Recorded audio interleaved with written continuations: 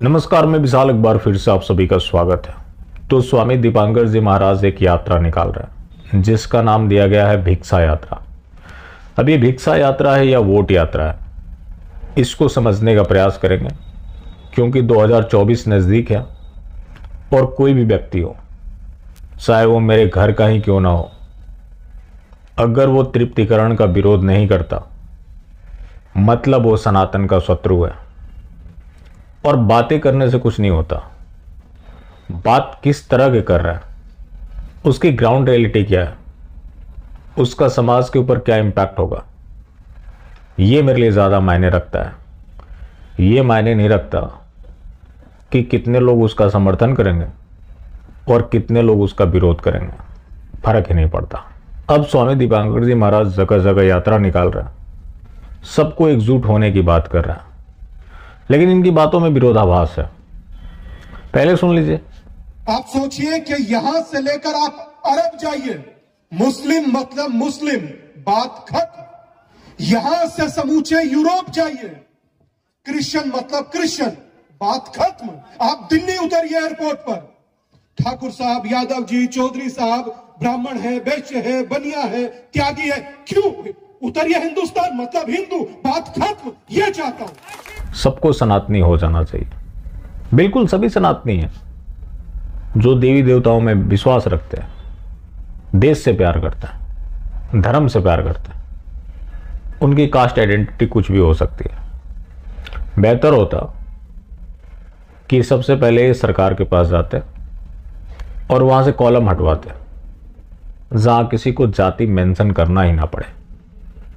बहुत लोग ऐसे हैं, मैं किसी क्लास का नाम नहीं ले रहा, एससी में भी हैं, एसटी में भी हैं, ओबीसी में भी है, जनरल में भी है, जिनको इन चीज़ों से ज़्यादा फर्क नहीं पड़ता।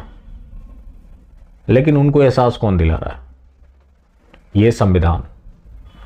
तो सबसे पहले तो उस संविधान को बदलने की ज़रूरत है। तो स्वामी जी को चाहिए कि पहले संविधान को बदलने के लिए कोई आंदोलन करे। दूसरी बात होती है मजहब की और क्रिश्चियनिटी की। बड़ा सिंपल है, क्या उनमें जातियां नहीं है?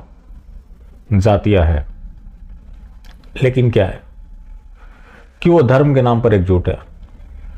तो आप इस तरह का गुहार लगा सकते थे कि जब कोई आपदा है आप एक हो जाए, या वैसे भी साथ उठना बैठना शुरू करें।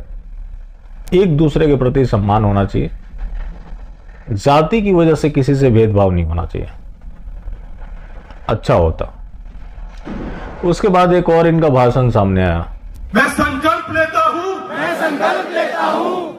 सनातनी होकर भारत में रहूंगा, जाति पाति नहीं, पहले राष्ट्र बाद में कास्ट, राष्ट्र फिर जात। वहां जात भूलने की बात कर रहे थे, यहां पहले राष्ट्र फिर जात। इस देश में जो भी रहता है सारे इसी राष्ट्र के हैं।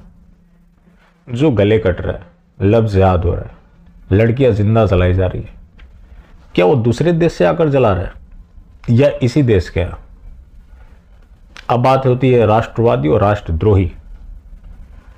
तो आज इस चीज को आपको स्वीकार करना पड़ेगा कि जो भी तथाकथित राष्ट्रद्रोही हैं, अब तथाकथित बोलना पड़ेगा, क्योंकि वो आज फर्स्ट क्लास सिटीजन है।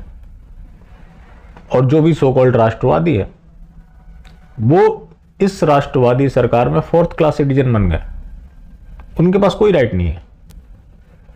एक तरफ वो मौलाना साजिद रशीदी का बयान आया था कि वो राम मंदिर तोड़ देगा, लेकिन कहीं आप आत्मरक्षा की भी बात कर देंगे, जैसे कि साध्वी प्रज्ञा सिंह ठाकुर।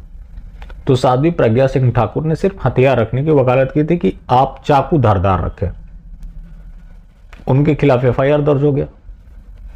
क्या मौलाना साजिद रशीदी के खिलाफ भी कुछ हुआ? जिसका जवाब है नहीं। अब ये जो सिगुफा दिया जाता है, मैं इसको सिगुफा मानता हूं, ये बहुत बड़ा ब्लंडर है और ये संघियों का स्क्रिप्ट है जिसने बहुत नुकसान किया इस देश का, कि पहले राष्ट्र फिर समाज फिर मैं। जब आप खुद नहीं रहेंगे तो फिर आप कैसे देख पाएंगे कि ये समाज किस तरह का है, ये राष्ट्र किस तरह का है? तो पहले आपको मजबूत होना पड़ेगा। आप मजबूत होंगे, आपका परिवार मजबूत होगा, आपका परिवार मजबूत होगा, आपका समाज मजबूत होगा। जब आपका समाज मजबूत होगा तो फिर आपका देश मजबूत होगा। तो ये संघियों का स्क्रिप्ट है। अब राष्ट्र की बात होती है। क्या कश्मीरी ब्राह्मण राष्ट्रद्रोही थे, जो इस आजाद भारत में आर्मी भी है, पुलिस भी है, संविधान भी है, सो कॉल्ड हिंदू पॉलिटिशियन भी है, लेकिन आज इसी देश में वो शरणार्थी बनने पर मजबूर हो गए। और शर्म आती है उस समय जब देश के गृह मंत्री बोलते हैं कि तब के पत्थर चलाने वाले आज सरपंच है। ये स्थिति है। यानी कि जो सेना के ऊपर पत्थर चला रहे थे, उन्होंने अच्छा काम किया था, उनको रिवॉर्ड मिला, वो सरपंच है। जिन्होंने सेना का सम्मान किया, वो शरणार्थी बनकर अपने ही देश में दर दर की ठोकर खा रहे हैं। कुछ को नौकरी मिल गई तो वो धरना दे रहे हैं, क्योंकि वो कश्मीर में जाएंगे तो उनको पहचान की वजह से उनकी हत्या कर दी जाएगी। तो क्या उनके लिए राष्ट्र नहीं है? 2022 में आधा दर्जन से ज्यादा सरकलम हुए। सरकलम करने वाले कहां से आए थे? इसी देश के। लेकिन पहले राष्ट्र फिर जात। मैं इन चीजों को ज्यादा तवज्जो नहीं देता, लेकिन इसका जो फाउंडेशन है उसके ऊपर आपको चोट करना पड़ेगा, क्योंकि ये वही देश है जहां SC/ST एक्ट के नाम पर लोगों को फंसाया जाता है, बरगलाया जाता है, धन उगाही की जाती है, यहां तक कि उसे मारा पीटा जाता है, उसको घायल कर दिया जाता है और पुलिस उठाकर उसी को जेल में डाल देती है, क्योंकि सामने वाला उसके खिलाफ SC/ST एक्ट लगा देता है। तो ये स्वामी दीपांकर जी महाराज आज भिक्षा यात्रा निकाल रहे हैं, मतलब सनातनियों से भीख मांग रहे हैं कि आप सभी एक हो जाओ, जाति छोड़ दो। आपको पता है कि 2014 के बाद जैसा कि दावा भी किया जाता है कि हिंदू जागा, हिंदू एक कम्युनिटी बन गया, लेकिन यह भी आपको ध्यान रखना चाहिए कि खतरे में भी 2014 के बाद आया। जो जाति व्यवस्था है लंबे समय से चल रही है। कुछ लोग गलत होंगे तो किसी भी कास्ट में हो सकते हैं, वो उसका व्यक्तिगत मामला है, क्योंकि किसी भी कास्ट का हो, कोई ऐसी किताब तो नहीं पढ़ रहा जहां उसको पढ़ाया जा रहा है कि तुम दूसरे का कत्ल कर दो। तो अगर वो गलत है तो उसकी सेल्फ कैपेसिटी है, उसका सेल्फ नेचर है। लेकिन क्या होता है कि उन चीजों को भूल जाओ तो आज 1000 साल तक देश इतने सारे आक्रमण झेला, तो आज सनातन बचा हुआ है तो जाति व्यवस्था की वजह से बचा हुआ है। हो सकता है कि आप इससे डिसएग्री करते हो, लेकिन ये सच्चाई है। बात आई 2014 के बाद लोग कम्युनिटी बन गए, एक तरह से पॉलिटिकल कम्युनिटी तो बन गए, लेकिन क्या हुआ? प्लान होने लगे, गले कटने लगे। आज जो घटनाएं हो रही है, इतनी घटनाएं पहले नहीं होती थी, चाहे वो किसी भी तरह की घटना हो। तो कैसे हुआ? अब ये लोग बोल रहे हैं कि भाई आप अपनी जाति छोड़ दो। ठीक है, लोग छोड़ने के लिए तैयार है, किसी को कोई उतना ज्यादा फर्क नहीं पड़ता। लेकिन आप बताइए कि आप सरकार के सामने कब इस तरह का प्रस्ताव रखेंगे?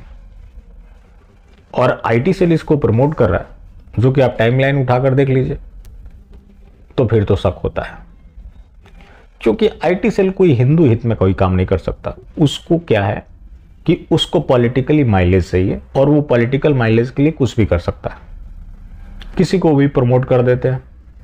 अगर ये वाकई चाहते कि इस तरह का कोई चीज हो, तो इन्हें सीधा लोक कल्याण मार्ग जाना चाहिए। वहां प्रधानमंत्री नरेंद्र मोदी से मिलते और उनसे मांग करते कि इन चीजों को खत्म किया जाए। जब दूसरे का हवाला दे रहे हैं तो वहां भी फिरके हैं जो कि एक दूसरे के खिलाफ है। एक दूसरों की मस्जिदों में नमाज नहीं हो सकती, लेकिन हमारा तो कम से कम है कि कुंभ के मेले में हम एक साथ हो जाते हैं। और भी हमारे कई पर्व त्योहार हैं जहां कोई दिखता ही नहीं है कहीं से भी अलग, सब एक दिखते हैं। तो अगर इन्हें किसी भी तरह का यात्रा निकालना है तो वो यात्रा लोगों के बीच एक दूसरे के प्रति सम्मान के लिए होना चाहिए, साथ उठने बैठने के लिए होना चाहिए, और जो हमारे सामने चुनौतियां है उसको स्वीकार करने के लिए होना चाहिए।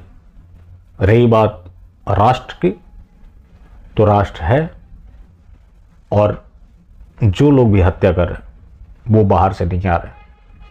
इसी देश के अगर आपको कंपैरिजन ही करना है तो आपको बहुत सी ऐसी चीज़ें हैं जो हिंदू कम्युनिटी को बताना चाहिए।